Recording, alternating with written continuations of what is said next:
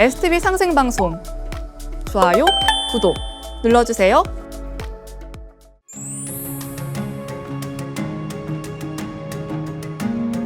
안녕하세요. 대한사랑 초대석 시간입니다. 오늘은 지구온난화로 상징되는 기후변화를 통해서 인류의 과거와 현재 그리고 미래를 살펴보는 시간을 가져보려고 합니다. 미국 오클라호마 대학에서 기상학으로 박사를 하시고 은퇴 이후에도 다양한 분야에서 기후변화와 인류 문명의 연관성에 대해서 말씀하시는 오성남 박사님을 초대했습니다. 반갑습니다. 반갑습니다.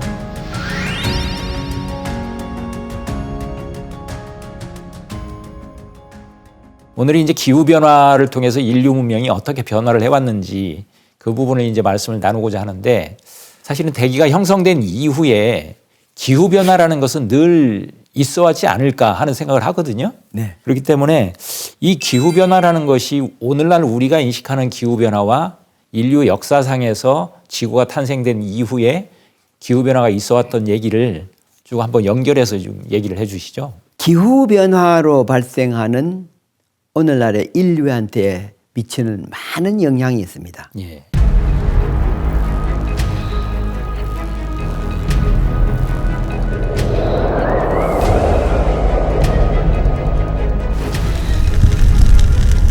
사실 이제 그 지구의 기후를 변화시키는 요인은 두 가지가 있습니다. 예. 하나는 자연적인 원인, 예. 또 하나는 사실 지구에 가장 많이 활동을 하고 가장 많이 영향을 미치는 인류의 활동, 이 두 가지가 있는데, 자연적인 영향은 5가지로 나눌 수가 있는데, 첫째는 대기 속에 99%가 질소와 산소로 되어 있지만 나머지 0.03%가 이산화탄소입니다. 예.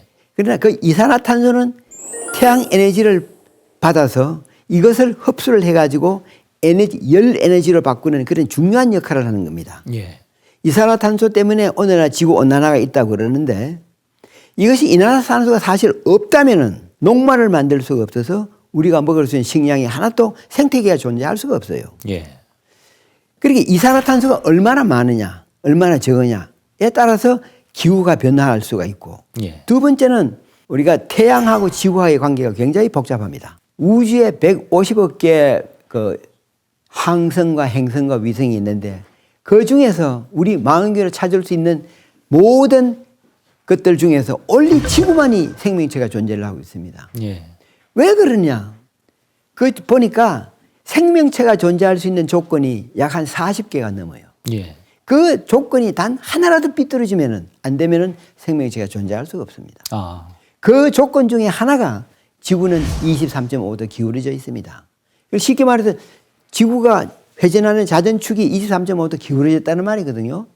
이 기울어졌던 23.5도가 똑바로 섰다가 또 22.5도로 올라갔다가 24.5도로 기울어졌다가 이렇게 기울기가 변동하는 게 있습니다. 아. 그걸 가지고 Earth Oblique라고 그러는데 지구의 어떤 사각이라고 그러죠. 그리고 또 한 가지는 프리세션이라고 하는 말이 있는데, 지구는 회전을 하고 있어요. 예. 우리가 회전하기 때문에 방관화시 생기는 거 아닙니까?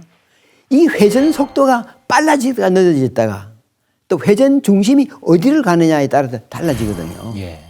이 세 가지 원인에 의해 가지고 기후의 변동이 크게 변하는데, 아하. 이 프리세션 세차 운동 같은 것은 약 한 23,000년이 걸린다 그럽니다.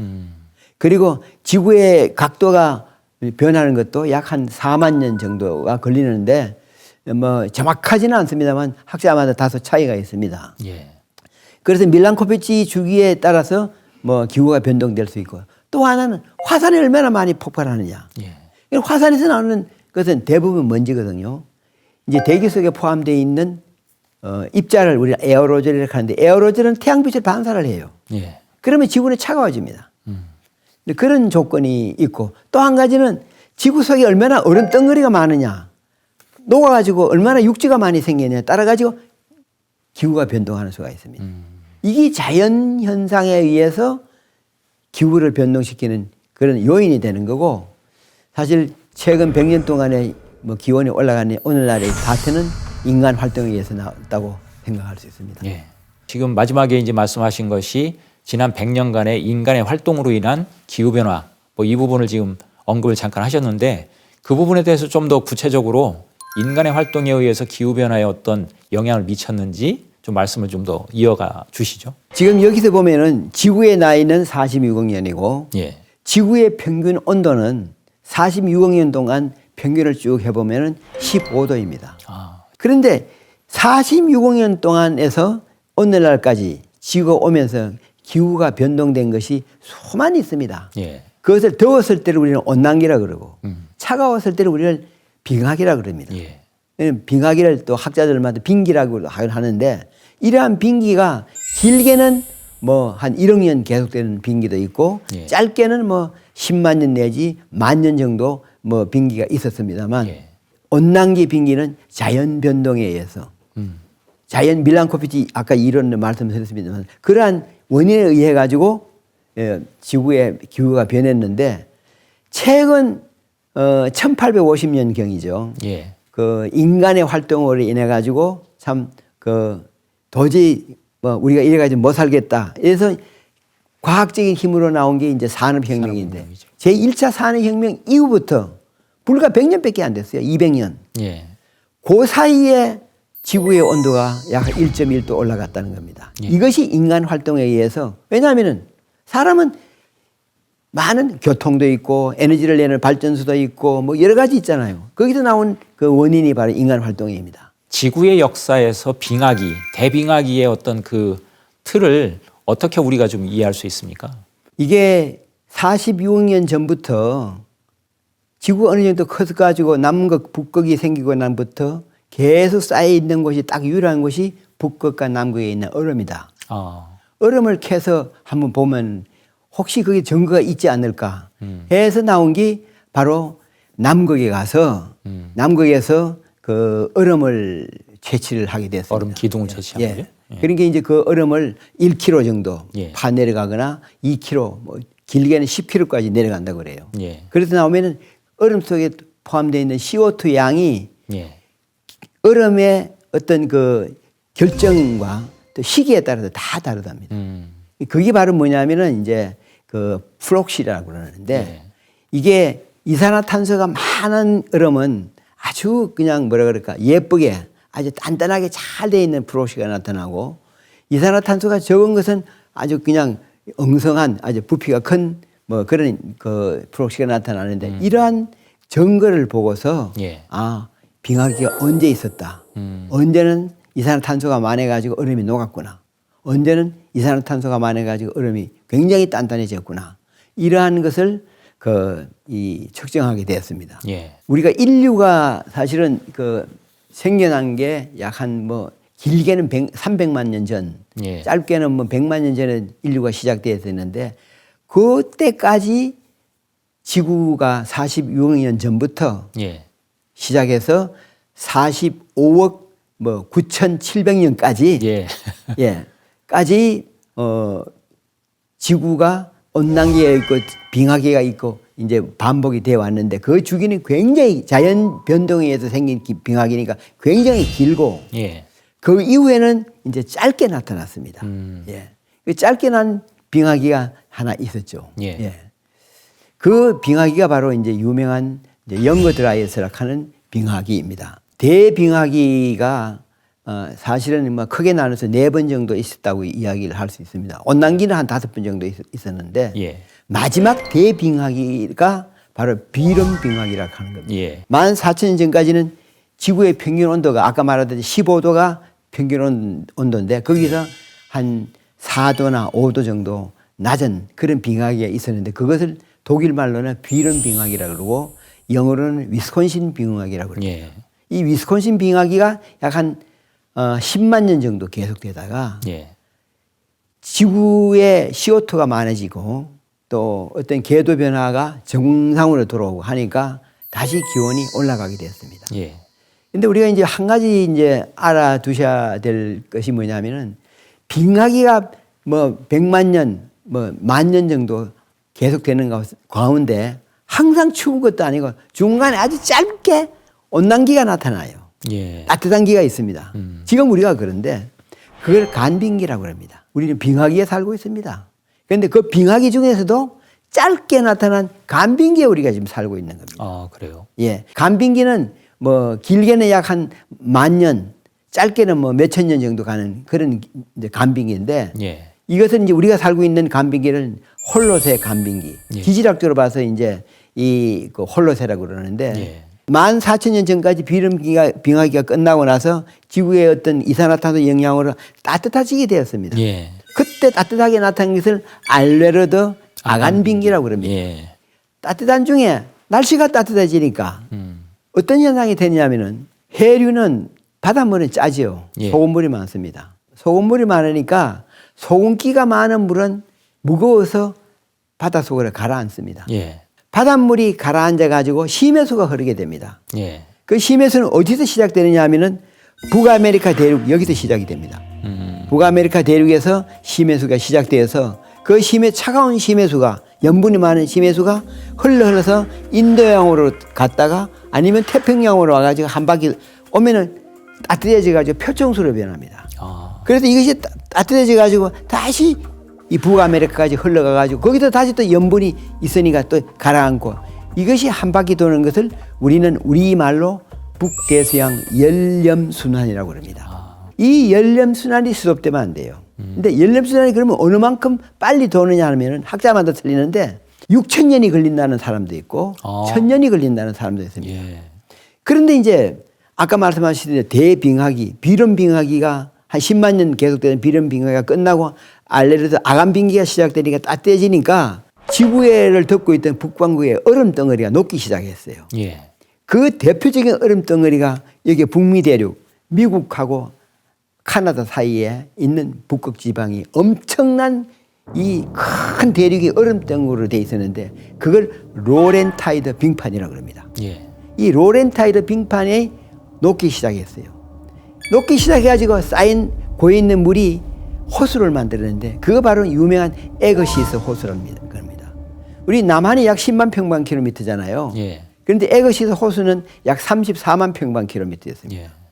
이 물이 그 길로 녹은 물이 그 길로 모이게 됐는데 이 얼음 덩어리가 더 자꾸 온도를 받으니까 얼음 덩어리가 갈라지기 시작했거든요. 얼음과 얼음과의 틈바구니가 생기니까 에거시스에 있던 차가운 물이 흘러서 북대서양으로 가게 됐습니다. 예. 북대서양 열렴순환이가 돌고 있는데 이게 차가운 물이 가니까 이 열렴순환이 차가운 물에 인해 가지고 움직이지를 못하게 됐어요. 그래서 열렴순환이 돌던 게 돌지를 않게 됐습니다. 예. 그런데 차가운 물은 염분이 없으니까 가벼워 가지고 표층수에 남아있게 됐거든요. 그러니까 바다가 차가우니까 바다 바로 위에 있는 공기가 차갑게 됐거든요. 예. 차갑게 되니까 그것이 바로 원인이 돼가지고 갑자기 추워지게 되었습니다. 예. 갑자기 추워지게 되는 그 원인이 바로 뭐냐면은 그게 YD군요. 예, 그게 YD입니다. 여기 있는 갑자기 추워져가지고 있는 게 영거 드라이스. 왜 그러면 영거 드라이스라 그러느냐 하면은 이 여기 있는 화면에서 꽃을 보시면은 아주 예쁜 꽃이 하얀 꽃이 피어 있어요. 예. 이건 지금도 피어 있는데 남극이나 북극에 가면 볼 수가 있습니다. 날씨가 아주 추울 때 생기는 이 영거 그 드라이아스라는 꽃이거든요. 예. 이것이 인류의 현대하고 가장 가까운 시기에 한 번 피었던 꽃이라 해서 영거 드라이아스라 하는 이름을 붙이게 되었고 이 영거 드라이아스는 약 12,000년 전에 예. 갑자기 추워져 가지고 1,000년 동안 차가워졌어요. 예. 빙하기가 왔습니다. 그것에 가장 짧은 빙하기, 가장 인류에게 영향을 미친 빙하기. 예. 왜 그러냐면요. 인류의 역사가 약 한 100만 년 전, 뭐 아니면 뭐 300만 년 전에 이 그 아프리카 남부에서 있었던 고대 인류가 예. 이것이 아프리카에서 이제 아프리카가 너무 습하니까 바닷물이 갑자기 또 올라온 경우도 있었거든요. 그러니까 거기 못 살고 다시 북쪽으로 올라와 가지고 인류가 어디까지 왔느냐 하면은 현재 이스라엘 지역, 예. 에집트 지역까지 올라왔습니다. 예. 거기서 인류가 시작을 했는데 그때 시작한 인류의 종족이 우리가 여러분들이 너무 잘 아는 네안데르탈인입니다. 최초의 한 100만 년 전에 시작했던 이 최초의 인류는 왜 인류냐 그러냐면은 인간이냐 아니면 인간이 아닌 어떤 짐승이냐 구별은 단 한 가지뿐입니다. 두 발로 똑바로 서느냐면 이거는 인간이고 두 발로 똑바로 서지 않으면은 짐승으로 보고 있거든요. 예. 최초의 인류가 아프리카 시작될 때 두 발로 똑바로 섰는데 이것들이 올라와서 점점 진화돼 가지고 이제 똑바로 서는 호모 에렉투스라 그럽니다. 예. 호모 에렉투스가 점점 진화해 가지고 호모 하벨라스가 됐는데 그때부터 손을 쓰게 되었어요. 예. 손을 쓰니까 뭐냐면은 손으로 먹을 것을 구하게 됐는데 먹을 것을 사냥을 하게 됐거든요. 그때부터 그전에는 사냥도 못했어요. 그래서 이 아프리카에서 올라온 이 종족들이 지금 있는 이스라엘 지역, 에집트 지역에서 정착을 해서 살게 돼 있는 호모 사피엔스가 갑자기 추워진 영거 드라이에서 해가지고 살지를 못하고 다 절멸하게 됐어요. 예. 근데 절멸하는 과정에서 이 호모 사피엔스가 주위에 있던 날씨가 너무 추우니까 사냥감이 다 없어져 버렸어요. 예. 그래서 열매를 따먹기 시작했거든요. 손이 있으니까. 열매를 따먹고 난 뒤에 자기가 먹은 열매의 씨를 땅에다 버렸는데 그리고 난 뒤에 보니까 그 다음에 보니까 거기 그대로 자기가 먹던 그곳에서 새로운 싹이 나왔단 말이에요. 예. 아, 이게 다시 씨를 뿌리면 나는구나. 거기서 시작한 게 최초의 농사를 시작하게 됐습니다. 그 농사를 시작하게 된 곳이 바로 어디냐면 이 아부후리라 하는 곳에서 농사를 짓는데 거기서 살고 있던 호모 사피엔스들이 날씨가 너무 추우니까 사냥도 못하고 농사를 짓고 있다가도 너무 추우니까 결국 춥지 않는 곳으로 이주를 하게 됐는데 그 이주하게 된 곳이 바로 뭐냐면은 메소포타미아 지역, 예. 티그리스 유프라데스 강 지역입니다. 예. 이 지역에는 강이 4개가 흐르고 있었어요. 하나는 티그리스 강, 하나는 유프라데스 강, 하나는 기혼강, 비손강 이 4개인데 그러다가 1000년 동안에 있던 그 인류가 호모 사피엔스가 이 메소포타미아 지역으로 이주를 하는 사이에 진화를 했습니다. 진화를 하는 게 딴 게 없고 모양은 그대로예요. 단지 어떻게 이러한 어려운 기후에서 우리가 살고 있을까? 머리를 쓰다 보니까 현대인 크로마뇽인 호모 사피엔스가 됐어요. 그 영거들한테 빙하기 그렇게 우리가 따뜻한 온난기에 갑자기 추워진 것을 하인리히라고 그러는데 예. 그 하인리히 기간이 1000년 기간이 됐는데 그 1000년 기간이 농사를 짓게 되었고 집을 짓게 되었고 현대인인 크로마뇽인 호모 사피엔스가 되는 계획된 아주 중요한 하인리히 사건이 연거드라이였습니다. 지금 이제 그 기후학적으로 설명을 하시면서 YD 이후에 어떤 인류 문명이 직접적인 어떤 변화의 과정으로 들어가는 중요한 어떤 그 기후의 변화로서 설명을 해주셨는데 그게 이제 역사학에서 보면 사실 이제 구석기 시대가 70만 년 전부터 시작해서 10,000년 전에 끝났다. 흔히 이렇게 시대 구분을 하는데 10,000년을 기준으로 해서 이제 일반적으로 이제 신석기 시대가 시작됐다고 얘기를 하잖아요. 그렇죠. 그런 어떤 신석기 시대의 도래와 지금 이 YD 기후 변화의 어떤 관계성 이 부분에 대해서 설명을 좀 해주시죠. YD 연거드라이에서 짧은 빙하기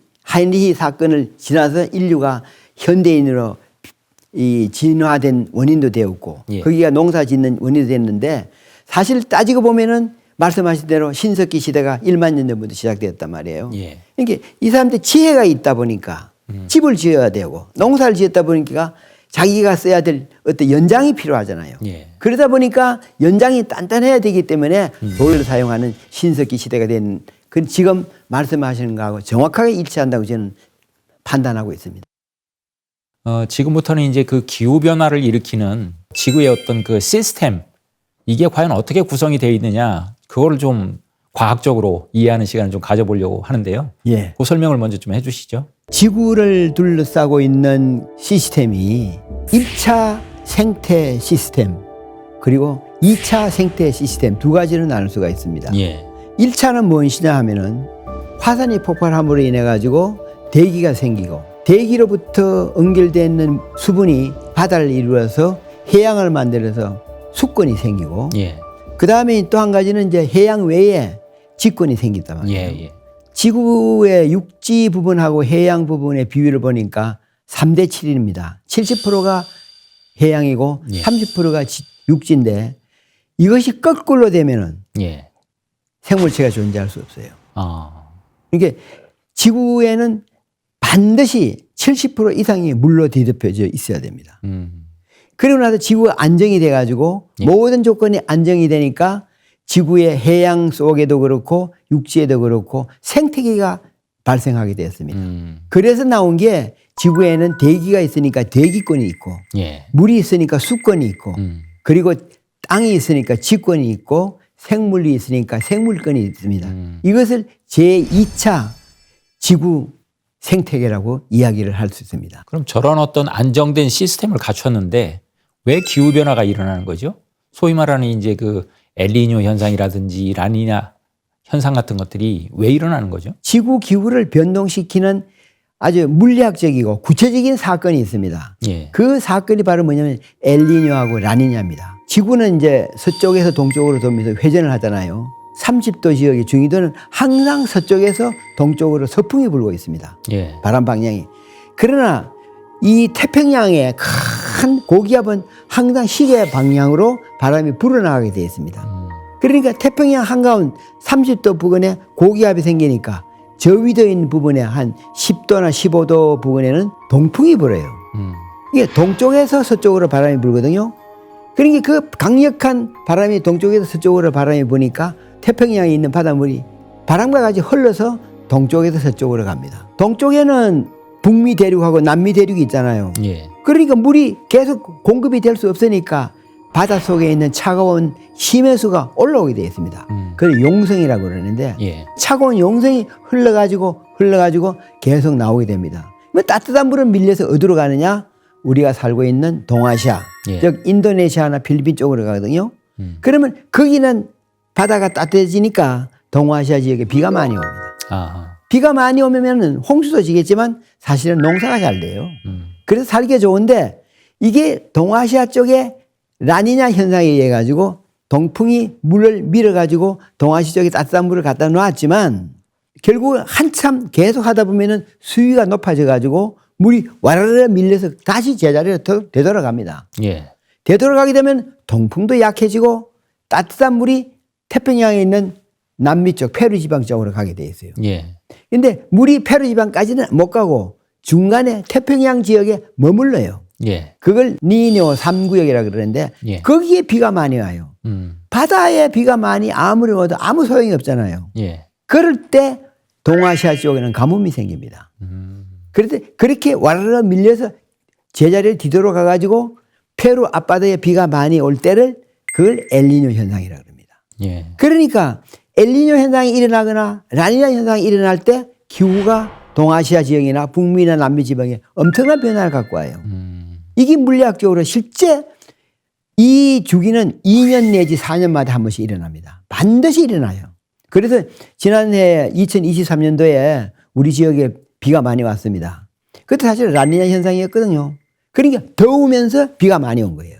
그러면 이제 지금 우리가 흔히 이제 지구 온난화라는 기후 변화라는 어떤 개념 속에서 지구 온난화 시대를 살고 있다. 또 이런 얘기를 많이 하잖아요. 예. 그 온난화라는 것은 과연 뭡니까? 지구에서 지금 현재 우리가 사용하고 있는 에너지의 99.9%가 태양에서 오는 에너지입니다. 예. 나머지 0.1% 정도가 지열이라는 등 우리가 만드는 발전소에서 나오는 에너지라 이런 에너지지 99%는 태양에서 오는 에너지인데 태양에서 오는 에너지가 3.41 와트 스퀘어 1평방미터당 이게 내려오는데 이것이 약 107 정도 와트는 약 30%는 이 구름이나 지구의 분자에 의해 가지고 반사가 되거나 지면에서부터 반사돼 가지고 밖으로 나가요. 예. 이게 30%이기 때문에 지구의 알베도 즉 지구의 반사도를 알베도라 그러는데 반사도는 30%입니다. 예. 이 저 화성이나 금성 같은 건 30% 훨씬 넘어요. 나머지 이제 70%인 168이 이제 이 우리가 쓰는 땅으로 오는데 이게 이제 태양 복사에 대한 단파라 그럽니다. 파장이 굉장히 짧아요. 예. 우리가 이제 가시광선을 보면은 빨주노초 파남보 이렇게 가시광선인데 그게 파장 길이로 보면은 0.32 마이크로메터 짧은 파장에서 0.78 마이크로메터까지 이 폭이 우리가 눈으로 볼 수 있는 거고 0.78보다 더 긴 파장을 적외선 0.42 마이크로메터 짧은 파장을 자외선이라고 그러는데 태양의 온도는 6000도 K, 6000도가 넘단단 말이에요. 그런 엄청난 이 온도가 내놓는 에너지이기 때문에 단파가 내려와요. 짧은 파장의 에너지가 와요. 예. 이 짧은 파동 에너지가 지구가 168을 먹고서 예. 다시 에너지를 내놓는 거예요. 그때는 지구는 평균 온도가 15도잖아요. 예. 15도가 내놓는 거는 장파를 내놓습니다. 장파를 내놓으면 장파는 이게 파장이 길다 보니까 구름이나 먼지 같은 데 갇혀 있을 수가 있어요. 그 다시 내려오기도 하고 갇히다가 결국 밖으로 나가게 됐습니다. 여기 그림에서 보면은 지구 복사로 235가 나가거든요. 예. 그러면은 나가는 게 235, 나가는 게 107, 합쳐가지고 342를 빼면 플러스 마이너스 제로가 됩니다. 이게 복사 에너지 제로라 하는, 넷 제로라 하는 말이 이것입니다. 이게 굉장히 중요해요. 이것이야말로 생물체가 따뜻하게 살 수 있지만 결국 이것도 장파에서 밖으로 나가야 되는데 이게 안 나오고 계속 갇혀 있다면 지구는 불덩어리가 되는 것이죠. 그런데 이게 235가 나가야 되는데 여기에 나가지 못하게 막는 기체들이 생겨요. 예. 그게 바로 인류가 사용하는 탄산가스나 이산화탄소나 아니면 아산화질소나 메탄이나 같은 그런 물질 때문에 이것들이 갇혀서 열 에너지를 홀드를 잡고 있다가 예. 조금 늦게 밖으로 내놓으니까 결국 그 시간 내에 온도가 올라가가지고 자꾸 적시가 되는 게 오늘날 지구 온난화 현상입니다. 그 지구 온난화의 가장 근본적인 원인은 무엇이고 또 인간 활동으로 인한 지구 온난화에 끼치는 영향 뭐 이런 것들에 대한 구체적인 사례들이 있나요? 지구의 기후 변화나 지구의 어떤 그 기후 변동은 길게는 1억 년 정도 계속 있다가 짧게는 뭐 몇만 년 정도잖아요. 예. 그런 긴 시간 동안에 이 지구가 더워졌다가 차워졌다 하는데 예. 약 1900년에서 지금까지 2000년까지 한 100년 동안에 지구가 1도 정도 올랐거든요. 예. 이것은 획기적인 거란 말이에요. 그러니까 자연 변동이 아니고 인간 활동에 의해서 생기는 결과구나. 예. 그러면 인간 활동에 대해서 생기는 결과는 무엇이냐 하는 말이 나오는데 보면은 지구를 따뜻하게 만들어주는 온실 효과, 그걸 온실 효과라고 합니다. 왜냐하면 우리 보통 식물체 온실이 있는데 태양 에너지를 받아가지고 그 에너지가 밖으로 많이 못 나가게 유리로 가다 놓는 게 예. 온실이지 않습니까? 예. 그런 역할을 하는 게 이제 대기인데 온실 효과를 과도하게 만드는 물체가 있어요. 예. 그게 뭐냐면 이제 사실 온실 효과를 가장 많이 하고 있는 게 수증기입니다. 지구의 온도를 우리가 살기 좋게 15도 정도로 만들어주는 가장 그런 좋은 역할을 하는 게 수증기인데 수증기는 대기 속에 머무르고 있는 양이 항상 시간적으로 봐도 똑같아요. 왜냐하면요. 수증기가 정발되고 바다에서 정발된 수증기가 올라가 가지고 너무 많으면 강수가 돼도 내려오고 예. 또 정발되고 내려가기 때문에 항상 대기 속에 있는 건 일정하다고요. 그 수증기는 변동이 없기 때문에 온실 효과는 가지고 있지만 온난화 효과는 안 가지고 있단 말이에요. 예. 그런데 두 번째로 양은 적지만 온실 효과를 굉장히 많이 일으키는 게 CO2입니다. 예. CO2는 굉장히 온실 효과를 놓고 온난화 효과를 갖고 있는 주범이라고 생각하는데 예. 이게 과도하게 많아서 오늘날 지구가 더워져 가지고 기후 변화가 생기는 원인이 되지 않느냐 이렇게 보고 있습니다. 이렇게 앞으로 계속 가다가는 지구 온도가 얼마나씩 올라가 가지고 결국 우리가 어떻게 되느냐. 현재 지구의 온도는 100년 동안에 1도 올라갔는데 6도 이상으로 올라가면 지구는 멸망이라 보고 있습니다. 예. 그렇게 6도까지 올라가기 전에 과학적인 힘으로 막작하는 그런 방법이 나오는데 그런 방법을 어떻게 택하느냐 하는 것은 어떻게 이 지구가 더워지는 자연 변화 현상에 기후 변동 시기에 우리가 적응을 하느냐가 첫째 문제고 예. 그다음에 그것을 지구 기후 변동에 대한 어떤 영향을 좀 더 완화시키는데 우리는 온 힘을 해야 됩니다. 그런 어떤 기후 변화로 인해서 인간의 어떤 그 건강에 미치는 영향들 뭐 이런 것들도 상당히 크지 않을까요? 우리가 살고 있는 곳이 더워질 수도 있고 차워질 수도 있습니다. 그게 무슨 말씀이냐 하면 이 그림을 한번 보시면 아는데요. 지구가 더워지면은요, 해양에 있는 바닷물이 정발을 해요. 예. 그럼 더 많은 수증기를 갖고 있을 거 아닙니까? 그 수증기가 몰려가지고 어느 지역을 갔을 때는 이렇게 비가 많이 와가지고 폭우가 쏟아져가지고 호우 대란이 일어납니다. 예. 대신에 그러한 수증기가 몰려서 그쪽으로 가니까 다른 쪽은 수증기가 모자라가지고 가뭄이 생깁니다. 정말 가뭄은 무서운 겁니다. 가뭄으로 인해 가지고는 어떻게 방법이 없습니다. 예. 그런 현상이 생기는데 또 한 가지는 온난화 현상이기 때문에 우리가 지난해에 뭐 2023년도에 엄청나게 더웠습니다만 그러한 더워지는 곳이 대부분이지만 차워질 때도 있어요. 얼마 전 그 뉴욕 지역을 중심으로 해가지고 굉장히 큰 한파가 들어왔어요. 예. 왜 그렇게 뜨느냐? 온난화 덥다 그러는데 왜 추워지느냐 하면은 북극의 평균 온도는 보통 겨울에 한 마이너스 영하 50도입니다. 온난화 현상으로서 1도나 2도나 5도까지 올라간다 해도 영하 45도 정도예요. 예. 그런데 그러한 차가운 기를 밑으로 내려오지 못하게 뺑뺑 울타리를 쳐서 못 내려고 하는 게 제트 기류라고 하는 게 있습니다. 예. 위에 있는 차온 기류가 약간 더워지니까 약해져가지고 제트 기류가 느슨해가지고 축 처져서 안으로 내려와요. 이 지역은 굉장히 차온 지역이 돼요. 예. 이런 극한적인 현상도 나타나는 게 지구의 온난화 현상 중에 하나입니다. 또 한 가지 아까 뭐 질병을 말씀하셨는데 지구 온난화로 발생해가지고 그 우려되는 영향 중에서 3대 가장 큰 문제가 있습니다. 예. 첫째는 뭐냐면요. 물이 모자랍니다. 물이 모자라가지고 가뭄이라는 등 이거는 모든 문제가 생기고 두 번째는 뭐냐면은 식량이 없습니다. 식량이 없으면 뭐 당장 우리는 뭐 엄청난 일이 생기잖아요. 세 번째는 우리가 생태계가 파괴되는 동시에 인류의 건강에 엄청난 영향을 미칩니다. 그 건강은 두 가지가 있습니다. 팬데믹, 대유행병이 생기든지 아니면은 정신적인 결함이 생깁니다. 한 가지 정신적인 결함은 뭐냐면은 이 거짓말과 거짓과 중상모략, 남하고의 인간 간의 갈등이 굉장히 많이 생깁니다. 아. 그 대표적인 예가 중세 소병하기 때 생기는 마녀상이고 또 흑사병인데 현대에 와서 온난화 때문에 발생된 질병이 우리가 잘 아는 코비드19 이 현상입니다. 이거는 최근에 미국 기상청에서 발표한 인데 날씨가 서늘해지고 추워지면은 묻지마 범죄가 줄어들 거라. 그렇게 예측을 한 적이 있습니다. 예. 그러한 심리적인 건강 상태도 굉장히 나빠집니다.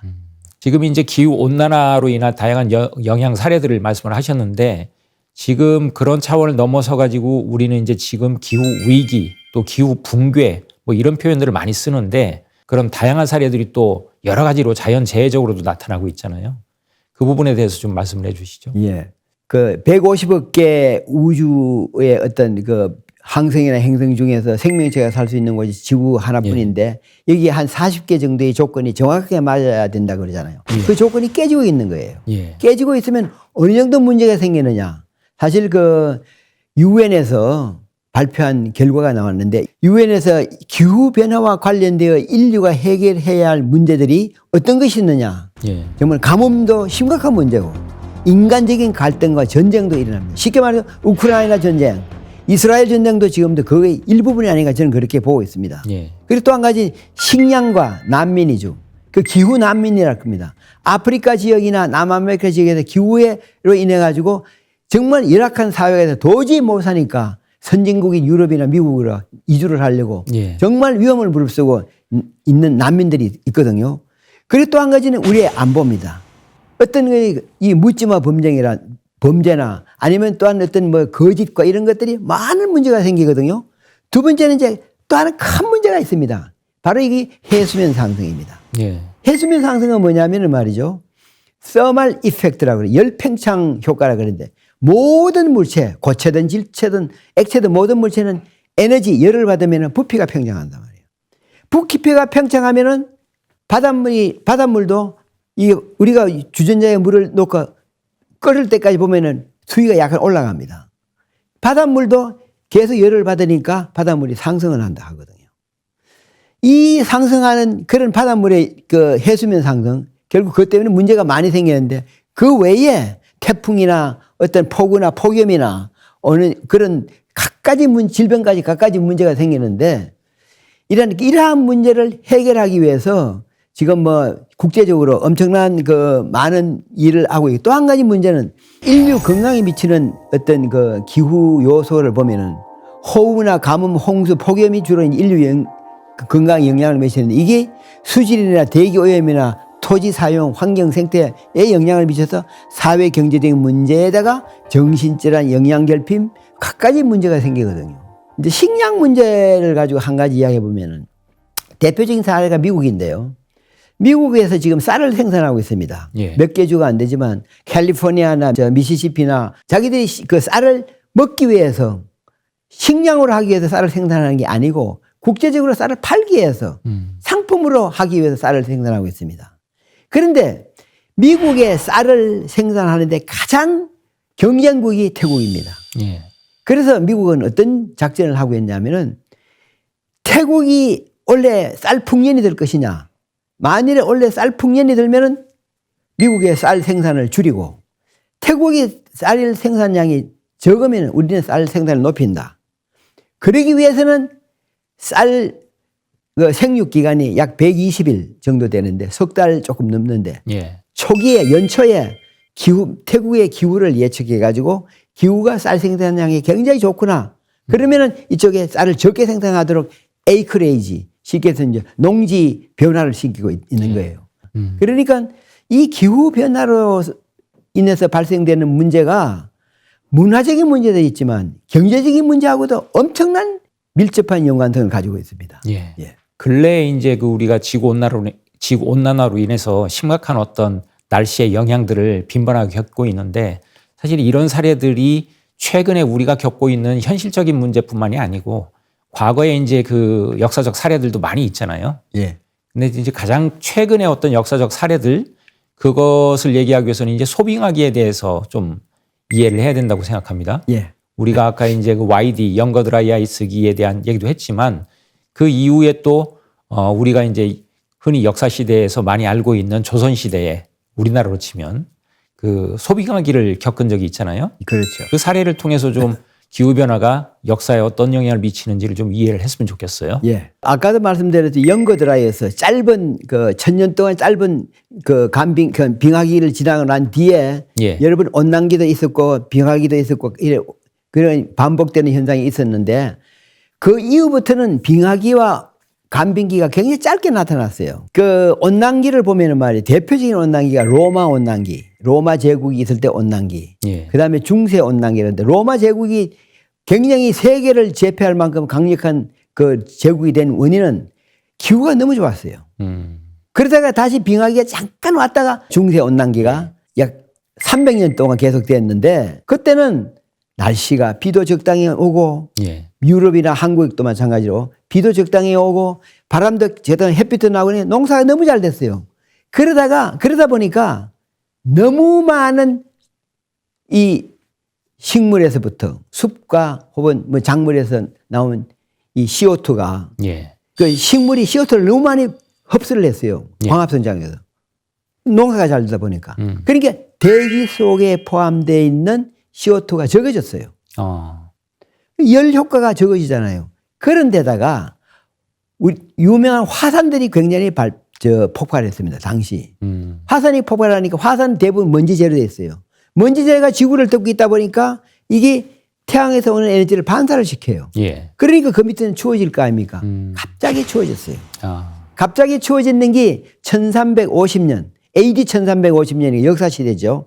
1350년에서 우리나라 쉽게 말해서 우리나라가 일본한테 한일 합방 되기 전 1850년 아니면 1900년까지가 거기 빙하기가 왔습니다. 예. 그런데 큰 빙하기 아니고 약간 한 1도 정도나 1.5도 정도 낮았어요. 예. 15도보다.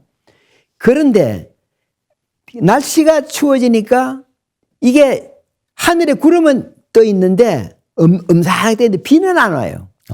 곳곳에 전 세계가 가뭄이 들게 됐습니다. 가뭄이 됐는데 가뭄이 돼 농사가 안 되니까 얼마만큼 사람이 기근에 허덕이게 되겠습니까? 예. 그래서 그걸 짧은 빙하기라 그래가지고 소빙하기라 그러고 리틀 아이스 에이지라 그럽니다. 그때 역사 시대니까 인류가 갖고 있는 신석기도 지나고 이제 문명 시대니까 예. 각가지 전쟁이 일어났거든요. 예. 중세 온난기 때 힘이 엄청나게 그 몽고 지역에 좀 작물이 잘 되고 그 농사가 잘 되니까 징기스칸이 힘이 엄청났었는데 예. 갑자기 추워져가 안 되니까 뜯어먹을 어떤 곡식도 없고 가축들을 양용할 것 없으니까 야 힘이 약해져 있는 유럽을 쳐들어가자. 그래서 징기스칸이 유럽을 치게 됐단 말이에요. 징기스칸이 유럽을 치다가 징기스칸 1세가 죽고 징기스칸의 아들의 차카타이라고 있습니다. 차카타이가 크리미아 반도에 이 유럽 대군하고 징기스칸 대군이 대결을 하게 돼 있었는데 3년을 대결을 했어요. 그래도 성부가 안 나자 몽고의 본국에서 철수를 하라고 그랬어요. 그 이후부터는 흑사병이 퍼져가지고 예. 전 유럽을 덮었습니다. 예. 그래서 나온 게 흑사병에 인해서 죽은 사람이 유럽에 한 8천만 명 중에서 4천만 명이 죽었다 그럽니다. 흑사병을 잘 대표한 소설이 있습니다. 그게 바로 셰익스피어가 지은 로미오와 주리엣, 리오 왕, 오델로 이런 것들이 그 당시에 병하기 때 참혹성을 다 나타낸 거예요. 예. 그것보다 더 확실한 증거가 뭐냐면은 네덜란드를 비롯해서 나온 유명한 화가들의 그림이 2만 점입니다. 거기 보면은 소빙하기에 추웠던 그 어려운 이런 그림들이 굉장히 많이 나왔어요. 예. 그렇게 춥다 보니까 갑자기 이렇게 잘 살다가 우리가 추워졌어. 그러니까 당시 마녀 사냥이 되었습니다. 그런 어떤 여러 가지 이제 뭐 중세 흑사병 발병이라든지 이런 것들이 이제 기후 변화의 어떤 요인으로서 발생한 것으로 말씀을 하셨고, 그런데 우리가 흔히 말하는 콜럼버스가 이제 아메리카 대륙 쪽으로 가는 소위 말하는 대항해도 그런 어떤 영향이 있는 거죠. 아까 유럽에서는 뭐 인간 갈등이란 동, 그 다음에 마지막에는 루이 14세 때 프랑스 대혁명이 일어나가지고 억울하게 마리아 앙뚜아네트이 뭐 그 사형을 당하고 이런 갖가지 비참한 일이 일어나니까 영국하고 스페인이 동시에 합의를 해서 도저히 유럽은 하나님이 저버린 땅이다. 여기는 우리가 살 땅이 아니다. 듣자하니 신세계가 있다는데 신세계로 가자. 그래서 미국으로 이민을 간 130여 명 되는 사람들이 작은 배 메이플라워를 타고 예. 가게 됐습니다. 그래서 신세계도 우리가 살 곳이 못 되구나. 다시 와서 보니까 결국 기근으로 먹고 살 게 없단 말이에요. 그래서 시골에서 이렇게 그 식량을 옮길다 보면은 영국 같은 경우는 마차로 식량을 옮기는 한 달 내지 2달이 걸렸습니다. 그러니까 야 이거 어떻게 하면 좋으냐 하던 차에 마침 전기기관이 이미 개발되어 있던 겁니다. 예. 이 전기기관을 기차에다 연결한 사람이 제임스 왓트입니다. 전기기관을 이용해가지고 기차를 만들어서 한두 달 걸리던 식량이 하루 이틀 만에 오게 됐으니까 식량난을 해결됐단 말이에요. 예. 그게 바로 제1차 산업혁명의 계기가 되었고, 그로부터 과학의 힘으로 그 소빙하기를 이겨냈다는 그런 그 역사적인 결과를 제가 보게 되었습니다. 예. 이제 증기기관차의 발명이라는 것도 중세 소빙하기를 극복하기 위한 과정에서 나온 것이라는 말씀을 하셨는데, 좀 더 다양한 사례를 들어서 그 산업혁명의 어떤 사례들을 얘기해 주실 게 있나요? 사실 그 산업혁명이 이제 제임스 와트가 기차를 만들어서 발명을 해서 산업혁명이 됐다 하는 것은 하나의 어떤 대표적이기보다도 그냥 하나의 사례고, 예. 실제로 해보니까 소빙하기에 추울 걸 하고 우리가 개개인으로 해서는 안 돼, 집단으로 해야 되겠다 하는 집단 어떤 그 산업 현장이 나타나기 시작했다고 저는 알고 있습니다. 그래서 이제 그리고 또 한 가지는 그 집단으로 하되 당시는 하나하나 수공업으로 했던 것을 하나의 기계공업으로 바뀐 그런 계기도 됐다고 생각하고 있어요. 그 소빙하기의 영향이 사실은 이제 뭐 유럽뿐만이 아니고 이제 우리의 이제 조선 시대에도 500년에 걸쳐서 이루어졌던 시기니까 그런 기록들이 많이 남아 있을 거 아니에요. 조선왕조실록에. 예. 그 경신대기근으로 대표되는 그런 어떤 소빙하기의 역사적 사례, 그 부분에 대해서 좀 말씀을 해 주시죠. 뭐 경신대기근은 현종 2년 때 생겨가지고 그 당시 우리나라 인구가 한 1200만 명이라고 그러는데 100만 명이 죽었다고 그래요. 예. 그런데 그때 나온 게 뭐냐면은 야 사람들이 너무나 농사가 안 되니까 서울에 올라가 가지고 풍파라도 하면서 먹고 살자 해가지고 집을 자꾸 떠나니까 오가 작통법이라는 것을 만들어 가지고 5집이 한 집을 묶어 가지고 한 집이라도 이사를 가면은 나머지 사람들이 다 책임을 지는 오가 작통법이 나오고, 그 다음에 이제 나라가 갖고 있던 것을 구휼하기 위해서 대동법이라고 하는 것도 나오게 됐는데, 예. 결국 뭐 저는 거기에 대해서 정확하게는 제가 뭐 역사에 대해서 잘 뭐 이해를 못 하고 있습니다만, 그런 경신대기근을 겪고 난 뒤에 결국 제 주관으로 판단하기에는 너무나 가뭄이 심하고 너무나 기근에 어렵게 살던 우리나라가, 당시 우리나라는 이 북태평양 고기압에서 벗어나는 지역이거든요. 근데 북태평양 고기압권에 있는 나라는 비가 많이 왔어요. 예. 일본은 비가 많이 왔습니다.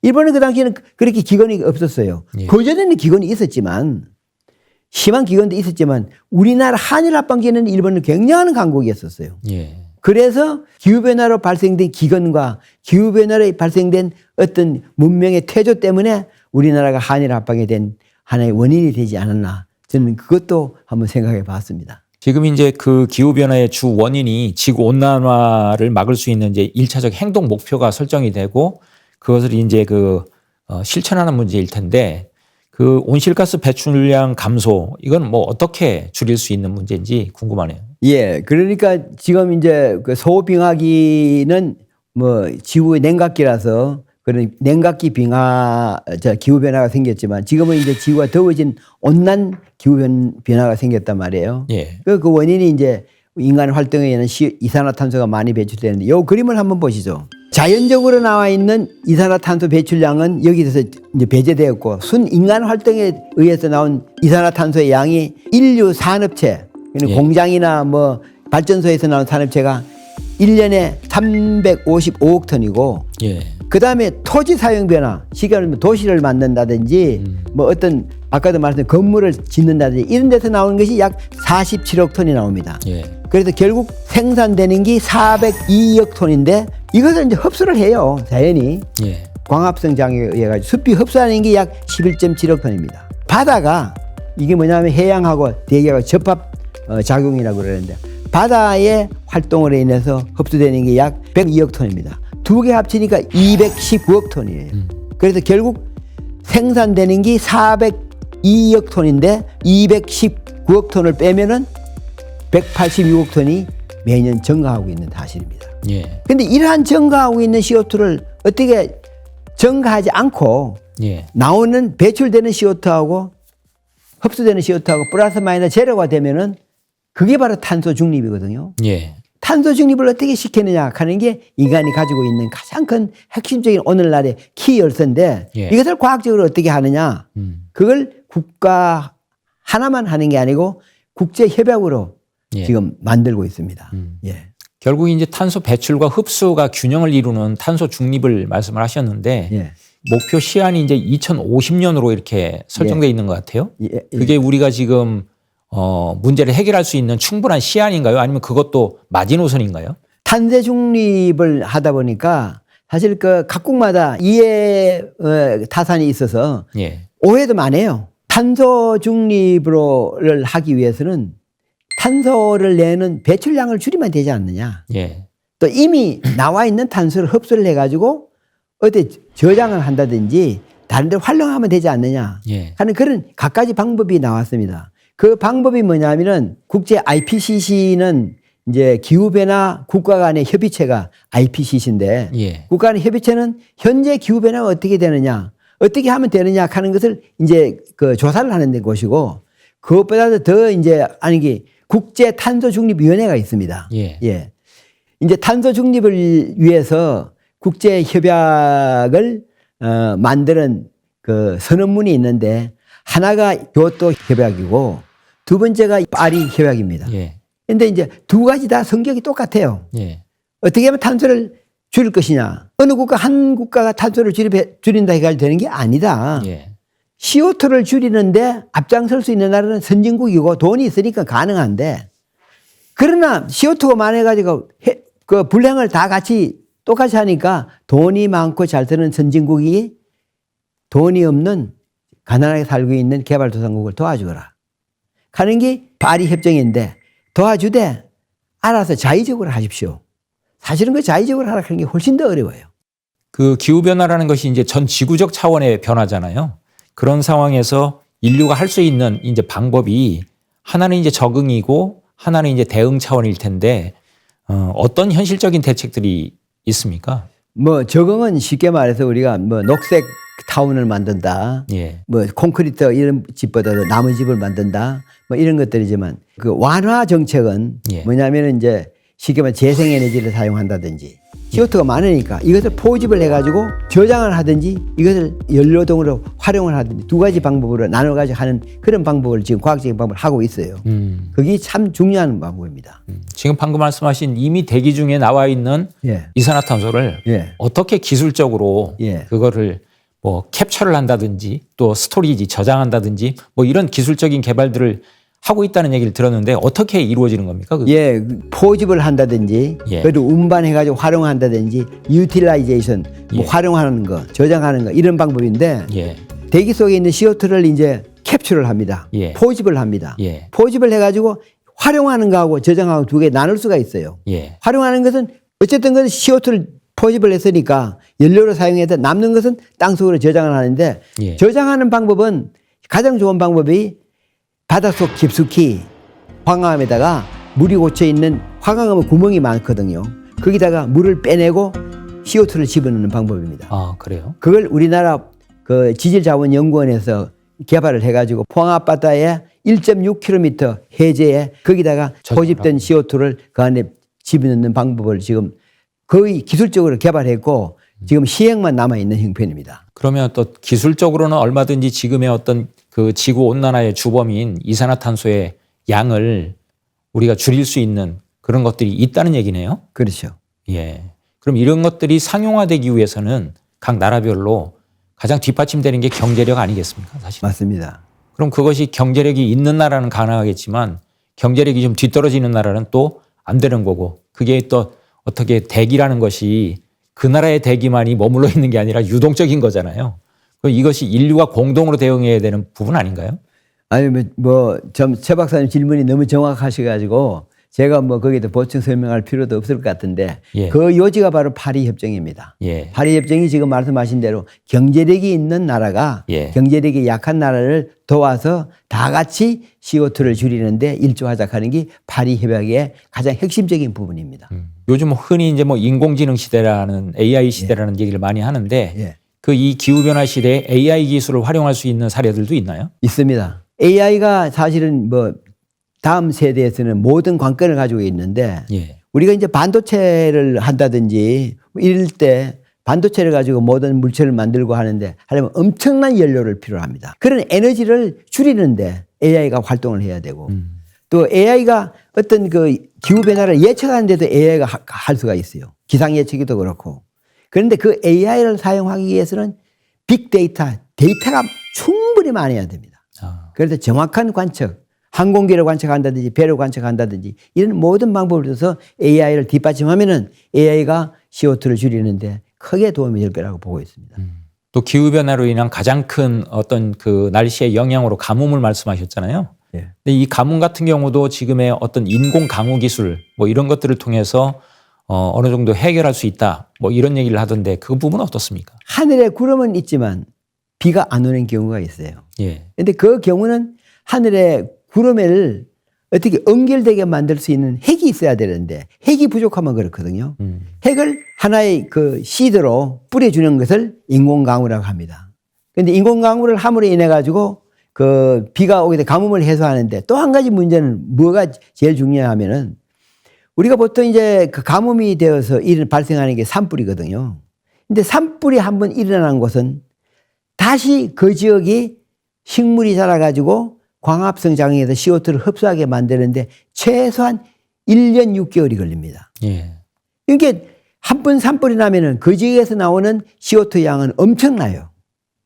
그래서 그러한 것을 인공지능이나 이런 기술로 가지고 얼마만큼 CO2가 발생했는지를 측정을 하고 그 지역에 산불이 일어날 수 있는 그 지역을 산불을 미리 방지하기 위해서 비를 뿌려놓거나 특히 제일 좋은 것은 눈이 와야 됩니다. 예. 눈이 와가지고 이제 거기서 촉촉이 좀 적셔 놓으면 산불이 안 일어나는데 그러한 방법을 위해서 인공강우를 실시하는 경우가 있는데 현재 우리나라 기상청에서 지금 아직까지도 실험만 하고 있지만 곧 아마 인공강우가 실용화될 거라고 저는 보고 있습니다. 예. 지금까지 이제 기후변화의 다양한 어떤 그 대응, 기술 사례 뭐 이런 걸 좀 들었는데 그 기후변화에 대해서 과학자로서 왜 과학적인 이해가 중요한지 그 이유를 좀 얘기를 해 주시죠. 기후변화는 전 지구의 모든 인류에게 해당되는 그런 문제입니다. 예. 그래 어느 한 사람, 개인 한 사람이 앞장서서 할 일도 아니고 예. 모든 전 세계인이 다 같이 행해야 될 문제고 예. 두 번째는 어느 한 국가가 해서도 안 됩니다. 예. 그러나 그 뒤에는 반드시 과학적인 객관적인 방법이 따라야 되거든요. 그래서 이런 과학적인 그런 그 이해가 충분히 갖춰진 그런 상황에서 그다음에 혼자 아닌 국제협약, 국제협력으로 이웃나라하고 협력을 해서 다 같이 지구의 온난화를 막을 수 있는 그런 현실적인 방법을 취하고 아까도 말씀드렸다시피 뭐 DAC나 CCUS 같은 그런 그 CO2를 포집하고 저장하고 활용하는 그런 방법으로 나가야 되며 가장 중요한 게 뭐냐면은 우리가 살고 있는 지역을 녹색화해야 합니다. 그래서 그러한 문제들은 정부에서 특히 올바른 지식을 가지고 기후변화에 대해서 대응하는 게 중요하다고 생각합니다. 예, 오늘 박사님 말씀을 통해 가지고 기후변화라는 어떤 현상을 통해서 인류가 거기에 어떻게 적응을 하고 또 대응을 하면서 역사를 발전시켜 왔는지 알아볼 수 있는 소중한 시간이 되었던 것 같습니다. 하여튼 오늘 그 바쁘신 와중에도 출연해 주셔서 다시 한번 감사의 말씀을 드리겠습니다. 고맙습니다. 감사합니다. 예.